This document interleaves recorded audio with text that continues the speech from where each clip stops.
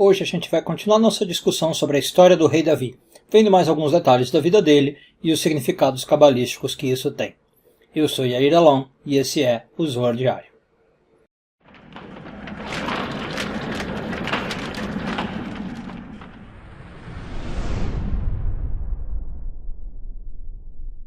Essa semana continuamos a ler a porção de Vaigash, hoje focando nos parágrafos 38 e 39 do Zohar, terceiro ano de leitura. O Zohar conta para nós uma parte da história de Davi que muita gente talvez não sabe. Eu vi os comentários de ontem, né? Vocês também ficaram surpresos com algumas coisas. Ele conta o seguinte: o rei Davi, ele era um filho meio estranho dentro da família dele, né? Quase que um bastardo. Por quê? O que acontece? O pai do Davi, em hebraico a gente chama Ishai, em português ele virou Jessé, era uma pessoa justa, né? Uma pessoa muito preocupada em seguir a Torá, em seguir as leis de Deus. E ele casou com uma mulher que era moabita. Bom, e qual que é o problema? Existe uma lei na Torá que diz que você não pode ter relações, alguém do povo de Israel não pode ter relações com moabita. Essa lei está em Deuteronômio 23:4.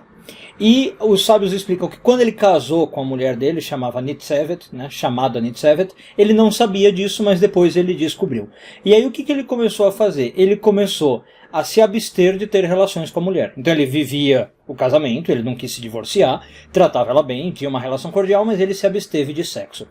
E aí tem uma história que diz que ou a Nitzevet ou ele mesmo foi atrás de uma serva, de uma ama, que na época era comum. A gente vê na história de Abraão acontecer a mesma coisa, né?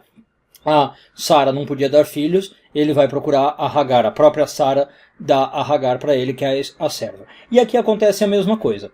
Só que aí acontece uma coisa interessante. A serva, vendo que a Nitzevet ficava muito triste de não poder ter relações com o marido, né, resolve fazer alguma coisa para ajudar a ama dela, a dona dela. E aí ela faz algo muito parecido com o que acontece na história de Raquel e Leia. O Talmud conta para nós que a serva tinha uns sinais que ela tinha combinado com o Ishai, o pai do Davi, e ela passa esses sinais para a real esposa do Jessé, né, para Nitzevet. Então um dia a Nitzevet vai ter relações com o Ishai, sem ele saber que é ela, né, que é a verdadeira esposa. Ela faz os sinais, ele acha que está tendo relações com a serva, mas na verdade é com a verdadeira esposa. E aí é assim que nasce o rei Davi. Bom, quando o rei Davi nasce, o que acontece? Todo mundo começa a achar, quando a Nitzevet fica grávida, antes até do rei Davi nascer, todo mundo começa a achar que a Nitzevet traiu, né? Porque se o marido não tem relações com ela, como é que ela teria ficado grávida? Então ela começa a ser super maltratada pela sociedade, pelo próprio Ishai, né? Achando que ela traiu ele. Mas não traiu, ela também não quer contar o segredo. Quando nasce o filho, que é o rei Davi, é o 7º filho já do Jessé, ele também é super menosprezado, né? Porque o Jessé fica achando que é fruto de uma traição. Então, como eu falei, é como se fosse um filho bastardo, né? E ele não fica então considerando o rei Davi para nada. Bom, o que acontece depois? A gente tem uma baita de uma reviravolta na história, porque a gente sabe que o rei Davi futuramente acaba sendo eleito para ser o novo rei de Israel, né? A própria história de como isso acontece mostra como Jessé não via muito Davi como seu filho, né? Não sei se vocês conhecem a história, mas resumidamente o Samuel vai até a casa do Jessé, falando que Deus enviou ele ali, que ele vai escolher um dos filhos do Jessé para fazer a unção com óleo. E o Jessé apresenta todos os filhos, menos o Davi, né? Coloca todos os filhos diante do Samuel, e fala: estão aqui meus filhos. O Samuel passa um por um e não é nenhum deles, né? Deus não fala que é nenhum deles. Então Samuel pergunta: você não tem mais nenhum filho? Você não está esquecendo de me mostrar ninguém?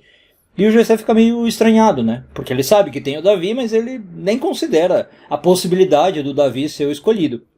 Quando ele manda chamar o Davi, realmente é ele que é o escolhido. Então o Davi, ele é tratado, né, super mal na família. Ele é deixado, por exemplo, para cuidar das ovelhas sozinho, sendo que os outros homens da família faziam coisas mais viris, vamos dizer assim, mexiam com caça, né, com outras atividades.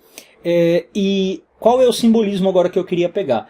Davi representa uma capacidade total de transformação na vida. De tudo que a gente falou, se você parar para pensar, Davi veio do ponto mais baixo que poderia haver na sociedade, né? Ele vem de uma mãe moabita, que pela Bíblia ele não poderia ter. Ele é um filho praticamente bastardo. Ele é destratado pelo pai, pela família. E daí ele vira rei de Israel. Mais do que rei de Israel, a gente sabe que da linhagem de Davi vai vir o próprio Messias, né? Então a história de Davi representa a capacidade de uma reviravolta total, de ir do ponto mais baixo que existe para o ponto máximo, que é a redenção. O Zohar encerra lembrando que na época quando o Messias chegar, todos os mortos vão voltar à vida, né? Todo mundo que já morreu vai voltar à vida. E o Zohar diz que o primeiro que vai voltar à vida, que vai ressurgir, é o próprio rei Davi. Ele vai levantar, vai receber o Messias que é da sua casa, e aí sim começa a era messiânica. Um bom dia a todos e tudo de bom.